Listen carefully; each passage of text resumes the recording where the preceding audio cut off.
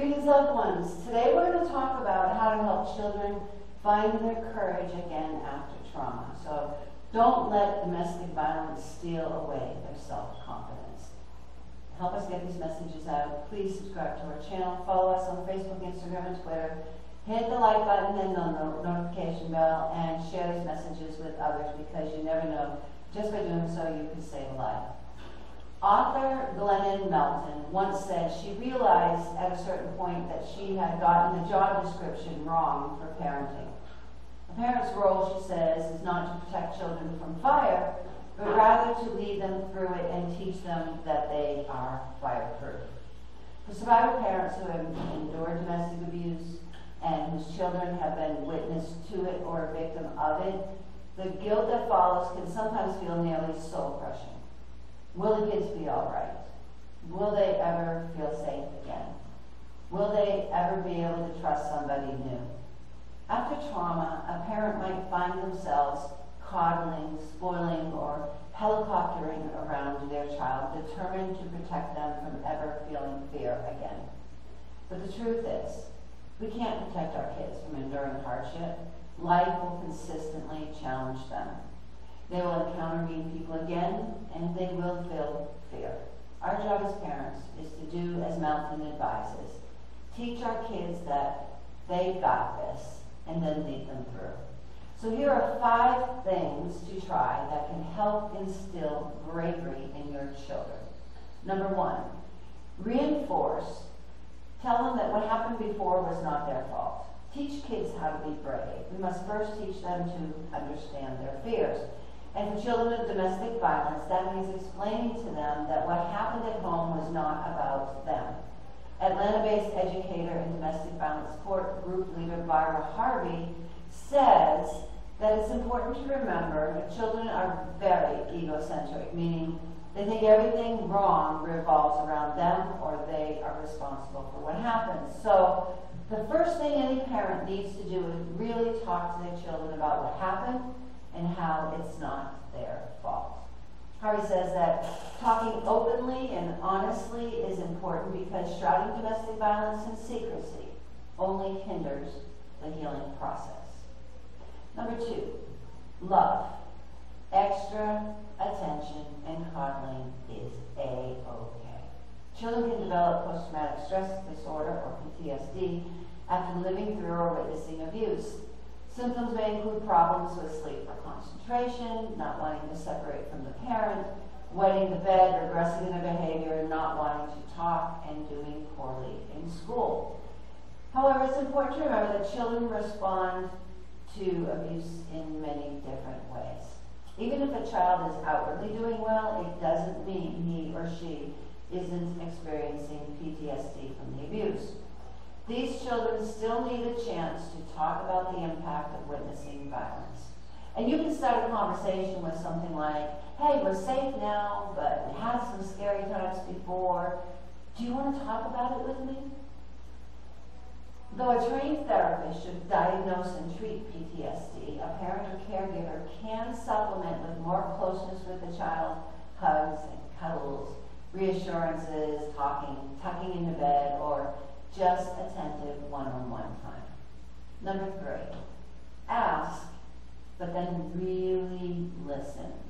Harvey says asking kids about what they're feeling and really listening to their responses can be the number 1 thing parents and caregivers can do to help kids process trauma.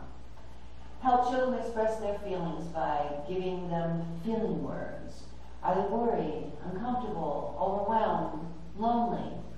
Also, as you're listening, try not to say they shouldn't feel that way. Acknowledge their feelings and say, I understand you feel that way.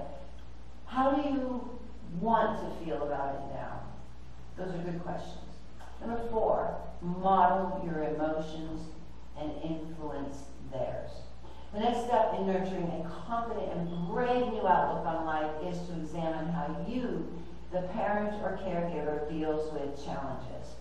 Your response will strongly influence how your child reacts to similar situations.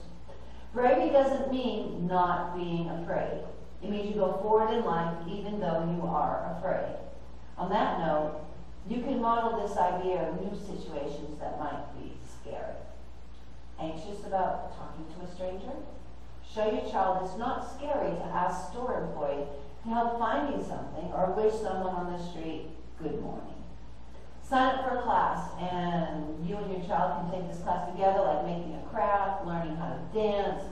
Show them that it can be fun to step outside their comfort zone. And instead of helping children avoid challenges, reassure them that they will be okay as you help them navigate through something tough.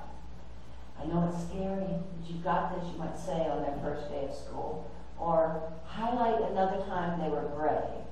Say something like, I remember when you were afraid to go on that roller coaster, but you did it and then you loved it. Sometimes things we think are scary at first turn out to be really fun once we get used to them. Number 5, show them. Find examples of bravery and courage. Look for children's books that teach bravery. That's a good place to start for littles. To save money, see if your public library carries any or can recommend others. Goodreads.com has a list of young adult novels that talk about courage for your older kids. PBS Kids has cartoons available for free, including one with Daniel Tiger that you can watch online with your kiddos and talk about how they demonstrate bravery. You can also Google Bravery and on YouTube and find a whole bunch of stuff. As you watch movies or TV shows with your child, make sure to point out when a character does something courageous and stands up for his or her own fears, or makes the choice not to give up in a daunting situation. Something that we need to think about. Are you a parent currently enduring an abusive partner? Children who are routinely exposed to severe stress, such as domestic violence, can have negative long-term effects on the brain. According to findings from a Harvard University study on children's brain development, it says that chaotic, threatening, and unpredictable situations that excessively activate a child's fight or flight response can make it difficult for that child to access basic skills like planning, focusing, adjusting, and resisting impulsive behaviors.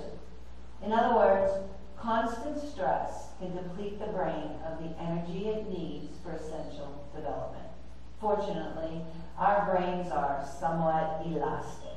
Just as trauma can negatively rewire it, positive changes, like getting a child to a safe environment and appropriate therapies, can rewire it back. Talk to a trained domestic violence advocate near you today about developing a safety plan for your escape. With 1 in 3 women experiencing domestic violence and 15 million children witnessing the violence each year, the question is not if you will encounter a victim of violence. The question before God is, what will you do when you do encounter them? You could be the person who saves a life. You are called. We are all called to be champions for justice. And those who suffer violence, they need to know that those who love them and those who don't even know them will step out and reach out to them and give them the help and the courage they need to leave before it's too late. Again, help us get these messages out. Subscribe to our channel. Follow us on Facebook, Instagram, and Twitter. Hit the like button and the notification bell and share these messages with others. You never know, just by doing so, you could save a life. If you're a victim of violence, listen to me. I want to tell you the truth. The truth is that you are valued, you are loved, you're intelligent, and you are beautiful. God doesn't want you to suffer violence. He wants you to live free from violence and peace and tranquility. There is a way out. You are not trapped. It's not your fault, and abuse is not love. If you're a victim of violence, reach out to somebody today. If you find yourself in a dangerous situation, call 911 for help. And if you know of a child who is suffering violence, tell the authorities.